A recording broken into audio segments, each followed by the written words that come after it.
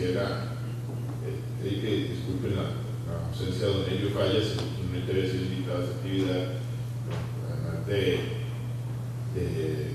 problemas con la agenda. Como ustedes podrán saber, mañana hay una actividad muy importante, está convocando el gobierno de la República, un diálogo político, y bueno, eso también pues, está ocupando la agenda de don Elio y su doble calidad de vicepresidente del ministro de Hacienda. Bueno, primero darle buenos días a todos, a doña Marta, a don Guillermo, a don Carlos y a don Jorge, y a ustedes también pues agradecer la oportunidad de hablar de estos temas. Nos habían pedido que referirnos precisamente a la importancia de la transparencia en el manejo de la información financiera, lo cual nos da la oportunidad, me da la oportunidad de replantear un tema muy importante. Yo había planteado una actividad con de ustedes en días anteriores.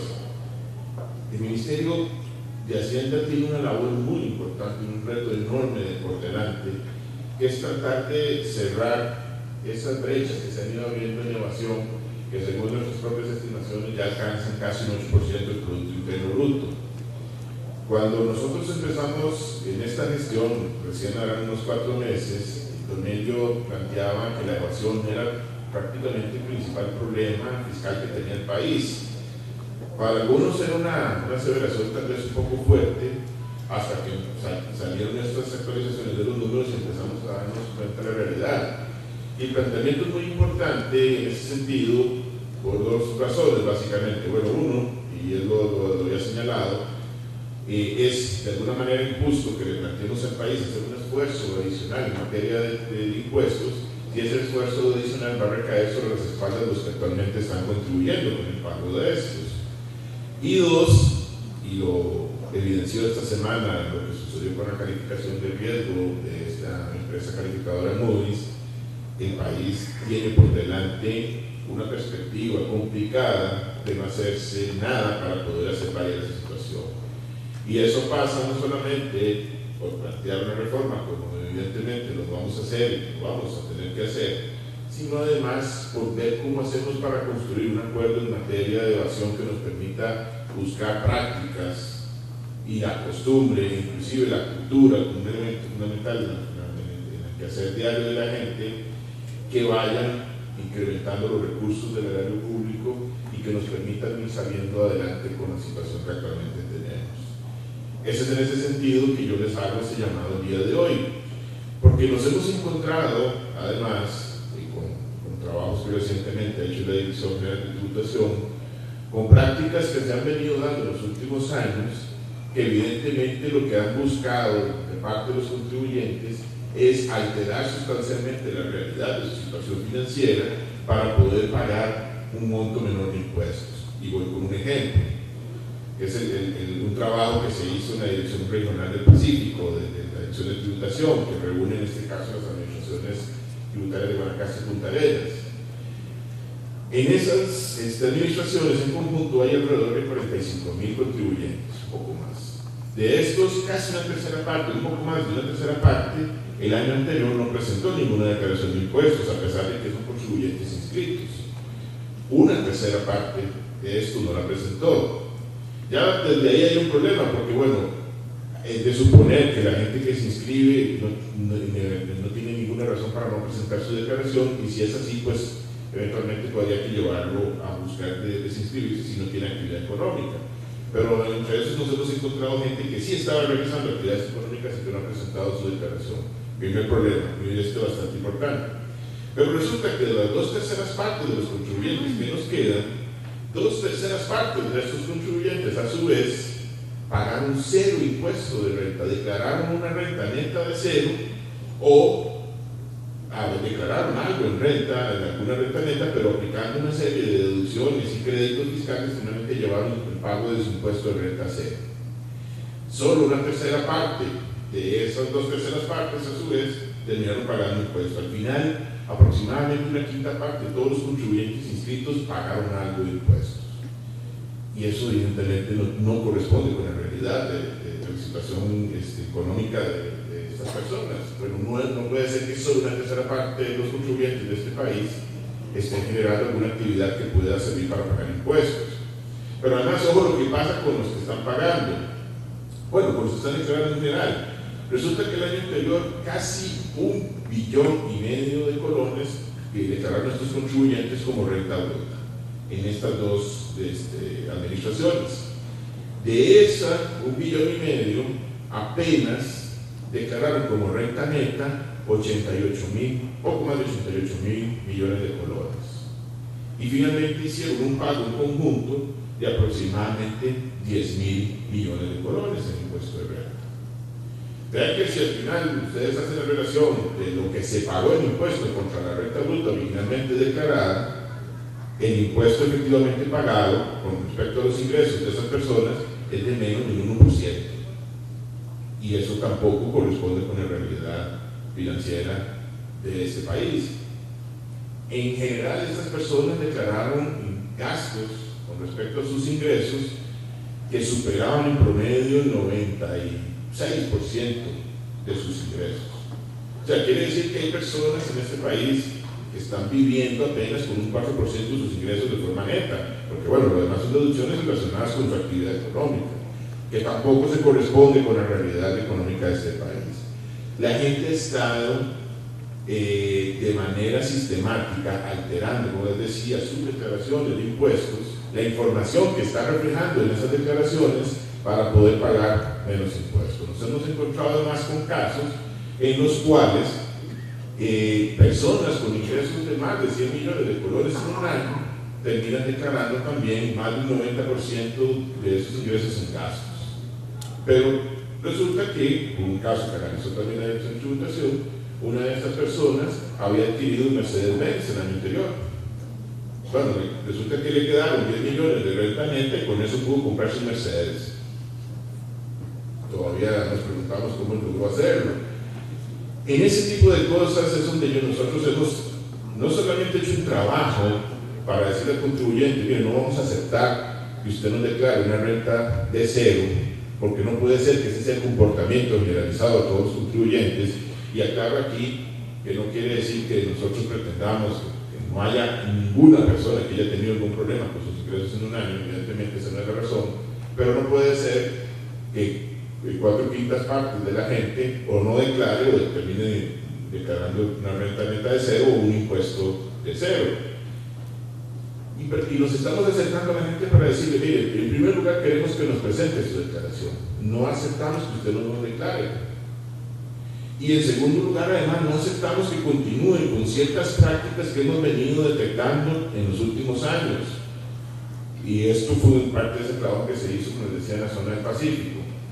Personas que declaran gastos por depreciación sin haber hecho declaración de activos, o que declaran gastos por depreciación de más del 100% del valor de los activos declarados. Personas que declaran gastos financieros sin haber declarado sus pasivos, o que declaran gastos financieros montos elevadísimos en relación con los pasivos declarados, ingresos subdeclarados, gastos no soportados por información adicional que permita determinar que esos gastos corresponden a la realidad de su actividad económica. Eso evidentemente no podemos sostenerlo como sociedad. Nosotros no podemos sacar la cabeza de la situación en la que estamos en este momento si no reflejamos en la realidad de nuestra información financiera, de nuestra declaración de impuestos, además, que es un elemento fundamental para poder decirle a la sociedad, mire, yo como ciudadano, esto es el reflejo de mi actividad, y como corresponde al reflejo de mi actividad económica, me toca pagar ese impuesto. No puede ser que tengamos dos realidades, una la que manejamos al interno de nuestras empresas y de nuestros estados financieros, y otra que le presentamos a tributación. Eso es inadmisible desde el punto de vista ético. Pero además es inadmisible en una sociedad que está enfrentando un reto enorme para sacar, como les decía, el país adelante en materia fiscal, porque de no hacerlo nos enfrentamos a una realidad muy dura. Según las estimaciones que el mismo ministerio ha hecho, si nosotros no empezamos a corregir esto y en un escenario totalmente pasivo no hacemos absolutamente nada, para el 2019 vamos a tener un déficit fiscal que va a superar el 8% del Producto Interno Bruto. Y vamos a hacer un gasto en intereses de la deuda que va a alcanzar casi el 5% del Producto Interno Bruto. Imagínense que este país invierte alrededor de 1,5% o hace un gasto de capital de 1,5% del PIB, uno de los más bajos de América Latina. América Latina en promedio invierte 4,5% del Producto Interno Bruto en gasto de capital, o sea, hace un gasto de capital con esa proporción.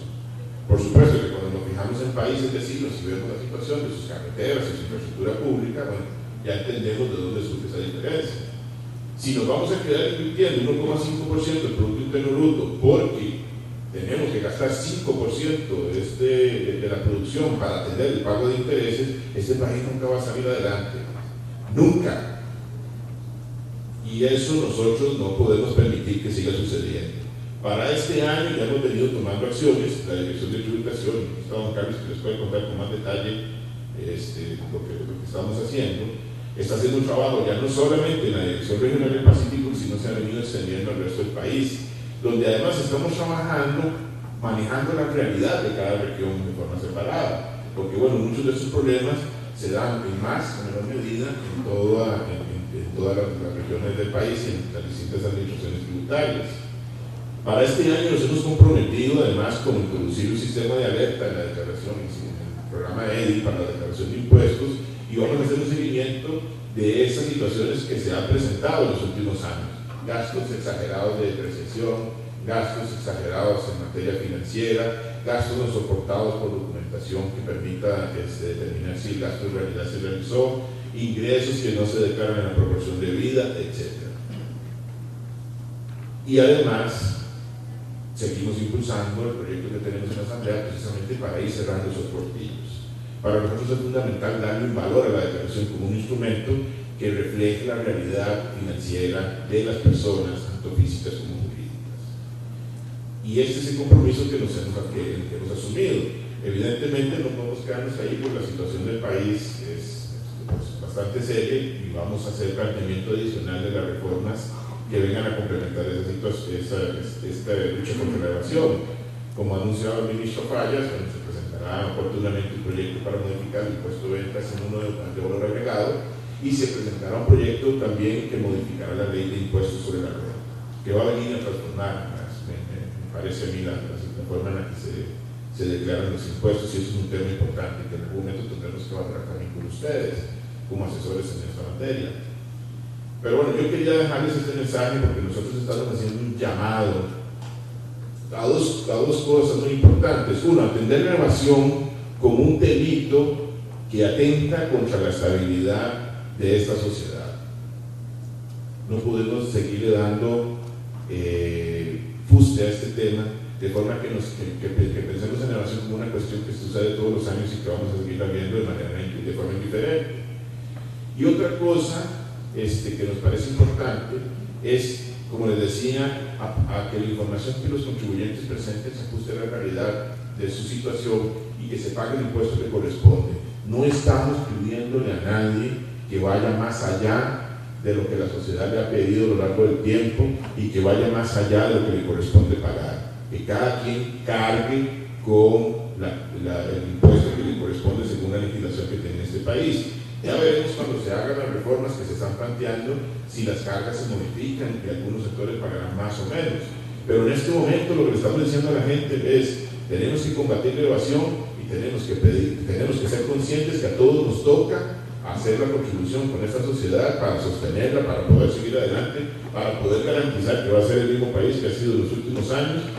Y cuidado si no podemos hacer algo mejor, sin que eso signifique que nadie va a pagar más de lo que le corresponde, que cada quien haga el pago de impuestos según lo que la ley ha estipulado, sin necesidad de ir más allá. Eso es lo que nosotros queremos. Cada quien se haga responsable de lo que tiene que ser, y me parece que esta iniciativa de pensar en la transparencia de la información financiera de cara, en este caso, a las obligaciones en materia de impuestos son fundamentales para poder moverse en ese sentido.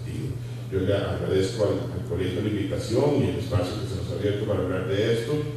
Seguiremos insistiendo en este tema. Yo espero contar en la figura del colegio y en ustedes en particular con aliados en esta lucha.